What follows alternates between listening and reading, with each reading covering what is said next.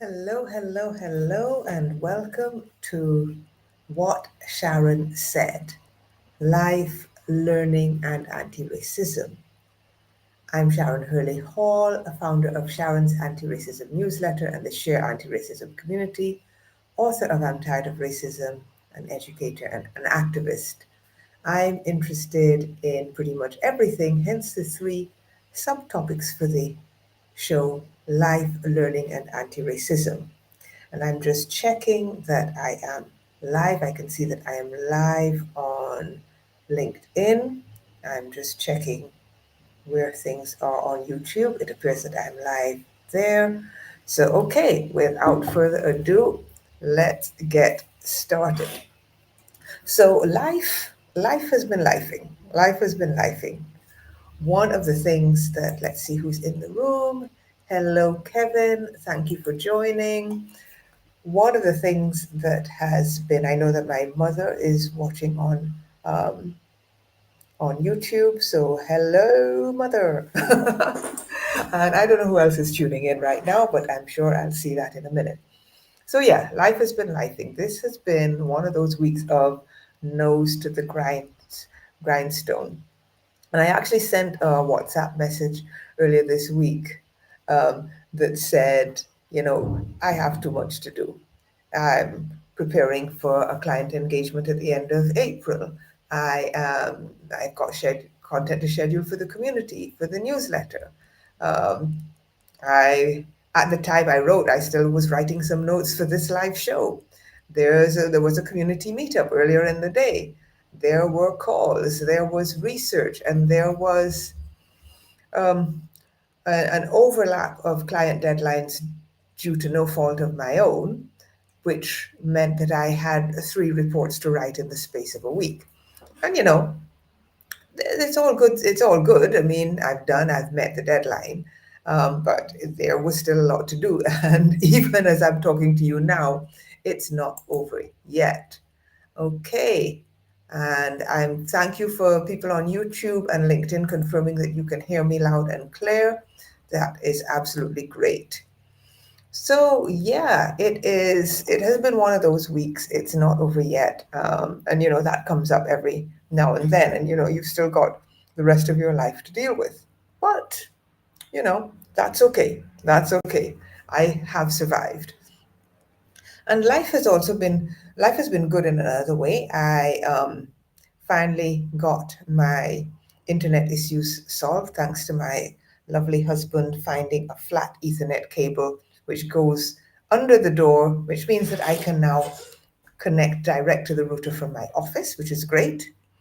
But that also means I am no longer in the room with a wonderful bookshelf background, and so I am back to playing around with virtual backgrounds, which are a bit hit and miss. In fact, mostly miss. This is as good as it gets today, but I'm still working on it. So, yeah. But anyway, back to the reason this episode is called The Department of Mostly Useful Trivia. It's because in my spare time, I attend a pub quiz, a trivia quiz. It's a very British thing. Of course, it's not exclusive to the UK, and I attend one right here in Barbados, but I did a pub quiz for the first time when I was still living in England. And then when I got back to the Caribbean, I found that a couple of my friends were doing a quiz regularly and they invited me to join them. Um, I still remember being here on holiday and us winning the quiz on the last day of my trip, and then I had to leave them to enjoy the prize that we won. But more than a decade later, I'm still doing the quiz regularly, and it's good fun. Um, but it can be a bit hit or miss. And, mostly useless trivia includes things like knowing that there are two different ways to spell lasagna, one ending in an E and one ending in an A, which gave us a couple points a couple weeks back. The ability to figure out the meanings of things based on my decades old knowledge of a dead language, Latin, has come in handy a few times. Just don't ask me about sports or geography unless it's very general knowledge or it can be worked out another way. Um, But our quizmasters specialize in Machiavellian questions, like the infamous picture round featuring 20 pictures of mountains that you had to name. Um, I believe that was one of our lowest scoring rounds ever. But I'm interested in random stuff, and because I read a lot, I pick up a lot of details from all over the place. You know, yes, pasta. And so I I just find it, I find it fascinating to pick out details about things. My strengths, as you would expect, lie in the arena of words. So, for example, you know, back in the days when I used to read a lot more physical books, I'd pay a lot of attention to book covers. So I know a lot about who's written a particular book, and can identify what a book is about based on a clue. And like the other week when they asked um, something about Scrabble scoring letters. And I have to mention my grandfather here, because my grandfather introduced me to Scrabble at the age of 8, and I never looked back.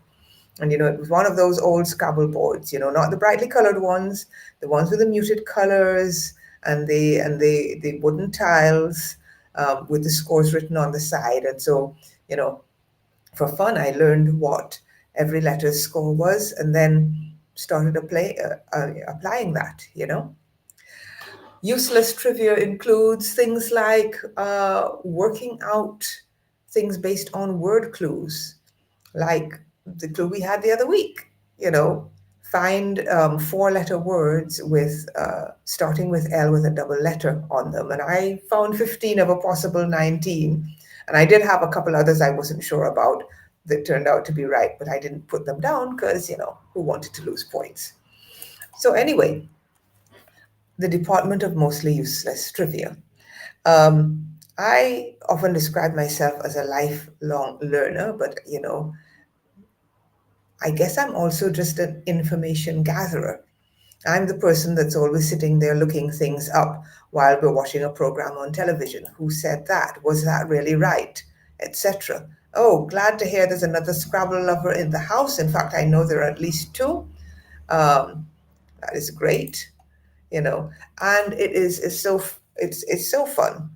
And then all kinds of things I've learned about countries and their history just based on reading fiction novels. And so I I think that it is really, really good to have that as a way of changing the energy, a way of relaxing, a way of having fun. It's kind of selectively social, because I often quiz with the same people, although sometimes they're new people.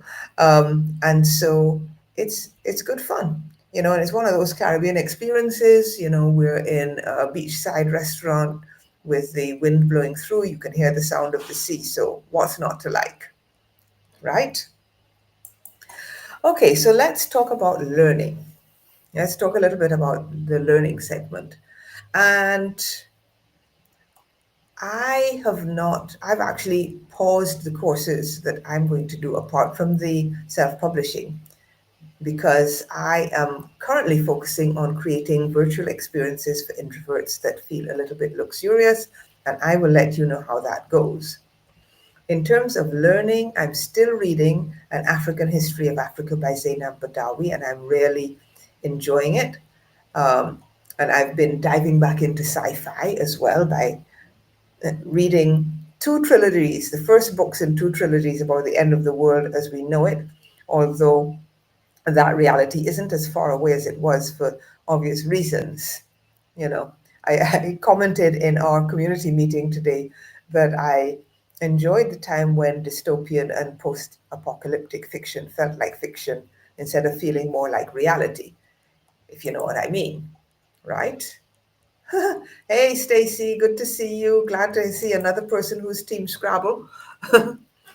Yeah. And so that has been really, really interesting. And I'll drop the link to that book. I'm maybe a third of the way through.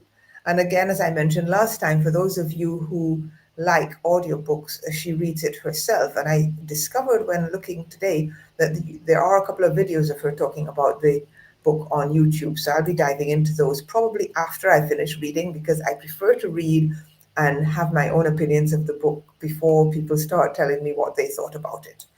You know what I mean? Okay, so in episode 2, I talked a little bit about newsletter growth. And in the past few weeks, I've been researching newsletter and community platforms for a client of mine. And I was happy to realize that my choices are still right. Beehive for newsletters with Ghost as a backup, and Heartbeat Chat for communities with Circle as a backup. And a lot of people have been asking me recently, it must have come up 4 or 5 times in the last week, about whether they should start a newsletter on Substack. And I always say no, but I have particular reasons for doing so, which are basically because I don't think that for people of marginalized or oppressed identities that the founders do enough to make it a safe space, right? I have had my own experiences with that, and I know others who have had the same experience too. And so, compare that with, I had one of the Doge people sign up for my newsletter, and I was able to talk to someone at Beehive and get them banned from signing up, or anyone else from that domain from signing up again. And it's not the first time this kind of thing has happened, and they have been really responded to that with a quickness. Whereas I find that on that other platform, they're a little more wishy-washy and woolly about these kinds of things. And actually, when you look at the kind of people that they are courting to platform, um, you know, it makes it feel like it's not necessarily a safe space for me. So that is why I no longer recommend that particular platform. Um, and it's also why I am not going to be spending any money on that platform, because 10, Substack takes 10% of your subscription income. And while I have subscribed to things and even, helped to support the platform in the past, financially, that was before all of this happened. And now it's something that I'm no longer going to do. That's where I stand. I'm not telling anybody where they should stand, because I recognize that it is an easy option for people, but it is not something that I am prepared to support any longer. Yeah. And agreed. I'm going to just bring um, Kevin's remark up there. They don't make it a safe space, and basically because of their lack of stance is the way that I would put it. The way that they have handled or refused to handle things, it leaves the door open for all kinds of people to spew all kinds of hatred and to treat people really, really badly. So I really feel like that is not a safe space to be. Okay, so let me talk now about, if you have any comments, questions, feel free to leave them. I can see both comments from both YouTube and LinkedIn in the chat. It seems to be working well today. So feel free to drop your comments and I will definitely respond. So turning to anti-racism, this month I'm on a newsletter writing sprint. I've done 7 pieces so far, of which I'm happy with 4. This is something that I do periodically because batch writing is very useful in terms of filling a content calendar. So there's a learning point as well. You know, and for me as a former professional writer, or probably still a professional writer, even though I'm not making that my day job anymore, just sitting down and making sure that I write something and knowing that I can come back to it and edit later, because I don't edit, I don't second guess, I write whatever comes. I have a list of potential topics or some, things that have occurred to me. And through the year, I make a note of these ideas. I might jot down a couple of lines so that when I come to my writing sprint, I have something to go on. But sometimes things just come up in conversation, and I do those too, right? Um, I've also, in terms of anti-racism, been, working in the community. I'm playing catch up a little bit in terms of learning material and so on. And I really think we're now ready to accept a handful of new members. But we had a community meeting today. And, despite the fact that we're talking about anti racism, getting together with the community is a joy. The support that we share, the learning that we share, the way, just knowing that there are other people out there working to make the world a better place, all of that is fairly joyful. And we actually talked about the importance of joy, which I know that um, that's something that my sister Lisa, who has a book coming out in a couple of months, Space to Exhale, please pre-order your copy. Um, I know that's something that she talks about and others talk about. Finding joy in the midst of all the chaos is an act of resistance as well, and it's something that we need to do. Um, we talked about the importance of joy, of being able to laugh in the midst of the foolishness. It's how we keep going. It's how we are able to keep doing the work that we are called to do. And so, yeah, joy is very, very important. So I want to leave you, as we're heading to the end of today's show, with this quote that was shared by a member of our community, from someone called Rabbi Sandra, who says, "I want to affirm that all forms of protest matter, whether you're marching, organizing, creating, educating, resting, voting, or buying from Black owned business. If you are working towards justice, you are doing sacred work." So, yes, it's always better to do something than to do nothing. And sometimes resting or experiencing joy is part of that resistance. So I thought that was a really good quote, and it was a great article, and that was what resonated with me. And I'm going to share the links to An African History of Africa, the anti-racism community, and this article, which is called Why Some Black Folks Are Sitting This One Out. I'll drop them in the comments on LinkedIn and YouTube. So, yes, does anyone have any final comments, any questions, anything you would like to see me talk about in a future show? Feel free to drop that. Um, and see you next time, when I will be following in my sister's footsteps and talking about legacy. So, thanks for joining me on What Sharon Said. And I hope to see you in a couple of weeks for the next episode. Bye.